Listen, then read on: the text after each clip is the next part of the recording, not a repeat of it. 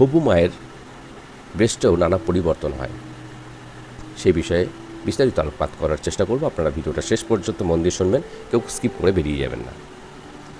Conceive করার পরের মুহূর্ত থেকে মায়েদের শরীরে নানা রকম পরিবর্তন হয়, এটা আমরা সবাই জানি। ভিতরে ভ্রূণ তৈরি হতে থাকে একটি পূর্ণ মানুষের আকৃতি পাওয়ার জন্য, আর মেয়েটি তৈরি হতে থাকে মা হওয়ার জন্য। শরীরের ভিতরে ঘটে চলা কাজ কারবার, হরমোনের তুমুল দাপাদাপির প্রভাব লক্ষ্য করা যায় বাইরে থেকেও। মাতৃত্বের পুরো ব্যাপারটায় মহিলাদের স্তন বা ব্রেস্ট খুব গুরুত্বপূর্ণ একটা ভূমিকা পালন করে। সেই তো যোগান দেয় শিশুর প্রথম খাবার। পুরো প্রেগনেন্সি জুড়েই চলতে থাকে তার অদল বদল।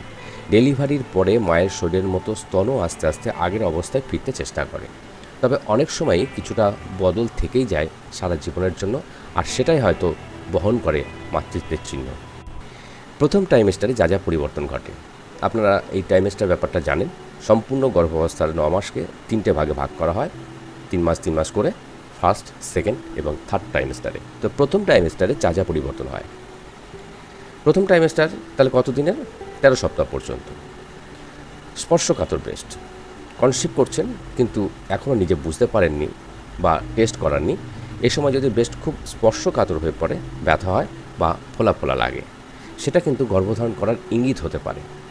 ব্যথা হয় নিপিলেও, এতটাই যে স্পর্শ করলেই ব্যথা লাগে। গর্ভাবস্থার প্রথম দিকে যেসব লক্ষণগুলো দেখা যায় তার মধ্যে কিন্তু এটি অন্যতম। আকারে বড় হয়ে যাওয়া, স্তন বা ব্রেস্টের আকারে বেশ ভালো রকম পরিবর্তন হয়। যে কাপ সাইজের ব্রা পরেন তার থেকে 1 বা 2 সাইজ বেড়ে যেতে পারে। প্রথমবার যারা মা হতে চলেছেন তাদের ক্ষেত্রে এই পরিবর্তনটা বেশি চোখে পড়ে। প্রথম ট্রাইমেস্টারেই এই সাইজের পরিবর্তন শুরু হয় এবং পুরো প্রেগনেন্সি জুড়েই এটা চলতে থাকে। শুধু তাই নয়, ডেলিভারির পরে বাচ্চাকে ব্রেস্ট ফিড করানোর পিরিয়ডটাতেও মায়ের স্তন কম সময়ে সাইজের খুব বেশি পরিবর্তন হলে দেখা দিতে শুরু করে স্ট্রেচ মার্ক। নীল শিরা উপশিরার আগমন, গর্ভাবস্থা চলাকালীন মায়ের শরীরে রক্তের পরিমাণ 50% বেড়ে যায়। এরই ফলাফল হিসাবে ত্বকের নিচে শিরা উপশিরা স্পষ্ট হয়ে ওঠে। পেট এবং স্তনে এই শিরাগুলি বিশেষভাবে লক্ষ্য করা যায়। এই শিরা বা ভেনগুলোর মাধ্যমে মায়ের শরীর থেকে রক্ত এবং পুষ্টি পদার্থ ভ্রূণের কাছে পৌঁছে যায়। এবার আসছি দ্বিতীয় ট্রাইমেস্টারে যা যা পরিবর্তন ঘটে। দ্বিতীয় ট্রাইমেস্টার হচ্ছে 14 থেকে 27 সপ্তাহ। এরিওলার রং গাঢ় হয়ে যাওয়া, নিপিলের চারপাশের অংশ অর্থাৎ এরিওলার রং আগের থেকে গাঢ় হয়ে যায়। দ্বিতীয় ট্রাইমেস্টার চলাকালীন এরিওলার রং ও বিস্তার দুই ক্ষেত্রেই পরিবর্তন আসে। অনেকে মনে করেন ছোট বাচ্চা যাতে সহজেই নিপিলের অবস্থান বুঝতে পারে, সেই জন্যই এরিওলার রং ঘন হয়ে যায়।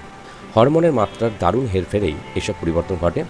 ডেলিভারির পরে এবং ব্রেস্ট ফিড করানোর পিরিয়ড শেষ হলে এরিওলা আবার আগের অবস্থায় ফিরে আসে, অনেকের ক্ষেত্রে আবার কিছুটা ডার্ক হয়ে থেকে যায়। এরিওলা বাম্পস হলো এরিওলার উপরে গজিয়ে ওঠা ছোট ছোট ফোলা অংশ। গর্ভাবস্থায় এই এরিওলা বাম্পসের আগমন ঘটে। এদের গজিয়ে ওঠার কারণ বাচ্চাকে মায়ের দুধ খেতে সাহায্য করা।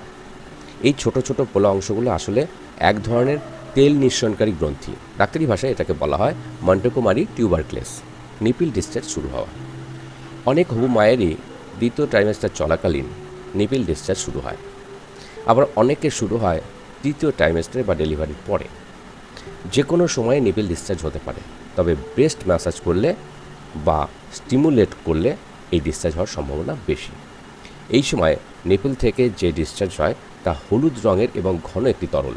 এর নাম কোলোস্টাম বা শাল দুধ। বাচ্চা জন্মানোর পরে প্রথম এই দুধই খায়। ব্রেস্টে লাম্প গজানো, হবু মায়ের স্তনে কিছু লাম্পও দেখা দিতে পারে, ভয় পাবেন না। অধিকাংশ ক্ষেত্রে এইসব লাম্প ভয়ের কোনো কারণ নয়, তবে সাবধান থাকা সবসময় ভালো। ডাক্তারবাবুর সাথে কথা বলে প্রয়োজনে কিছু টেস্ট করিয়ে রাখুন। যদি কোনো টিউবার জাতীয় বদ জিনিসের আগমন ঘটে তাকে সারিয়ে তোলা যাবে প্রথমেই, তবে মায়ের বয়স 35-এর কম হলে এর আশঙ্কা খুবই কম, তবু সাবধানের মান নেই। এবার আসছি তৃতীয় ট্রাইমেস্টারে যা যা পরিবর্তন হয়। তৃতীয় ট্রাইমেস্টার হলো 28 থেকে 40 সপ্তাহ পর্যন্ত। পরিবর্তন চলতেই থাকে। প্রথম ও দ্বিতীয় ট্রাইমেস্টারে যা যা পরিবর্তন হয়েছিল সেগুলোই চলতে থাকে এই শেষ পর্যায়েও। স্তন আরও ভারী বড় হয়ে যায়, নিপিল ও এরিওলার রং আরও ঘন হয়। এ সময় কোলোস্ট্রাম আরও ঘন ঘন বেরোতে থাকে। স্ট্রেচ মার্ক বাড়তে পারে, পেটের সাথে বুকেও বেড়ে যেতে পারে স্ট্রেচ মার্ক। লাল রঙের এই রেখাগুলি দেখা দিতে পারে থাইতেও। আকারের পরিবর্তনেই এমনটা দেখা যায়। গর্ভাবস্থার স্তনে যেসব পরিবর্তন হয় সেগুলো মানিয়ে নেবেন কীভাবে? 1 নম্বর, সঠিক সাইজের ব্রা কিনুন। পুরনো ব্রা টাইট হচ্ছে, অস্বস্তি সত্ত্বেও পরে আছেন সেটাই, এটা ভুল। কিনে আনুন নতুন আরামদায়ক ব্রা। এই সময় ব্রা কেনার সময় যেটা দেখে নেবেন, ব্রা যেন বেশ ভালো সাপোর্ট দেয়, অর্থাৎ কাপ সাইজ দেখে নিন। কাঁধের স্ট্র্যাপ চওড়া হবে, কাঁধের নিচে যে ব্যান্ড থাকে সেটা যেন চওড়া হয়, তাহলে সাপোর্ট ভালো হয়। পিছনে হুক দেওয়া ব্রা কিনুন, বেশি আরাম পাবেন। কাপের ভিতরে পাতলা তার বা নরম তার বসানো থাকে নানা আধুনিক সিপওয়্যার ব্রাতে, এ সময় এগুলো একদম নয়। রাতে ব্রা পরে শুতে অস্বস্তি হলে কটনের স্পোর্টস ব্রা পরতে পারেন। 2 নম্বর, ভরসা রাখুন ব্রেস্ট প্যাডে। এখন কিনলেও কাজে লাগবে, আর ডেলিভারি পরে তো কিনতেই হবে। কিনে নিন গর্ভাবস্থাতেই, অসময়ে লিকেজ হলে বাঁচিয়ে দেবে আপনাকে। 3 নম্বর, তেল ও ময়েশ্চারাইজার লাগান।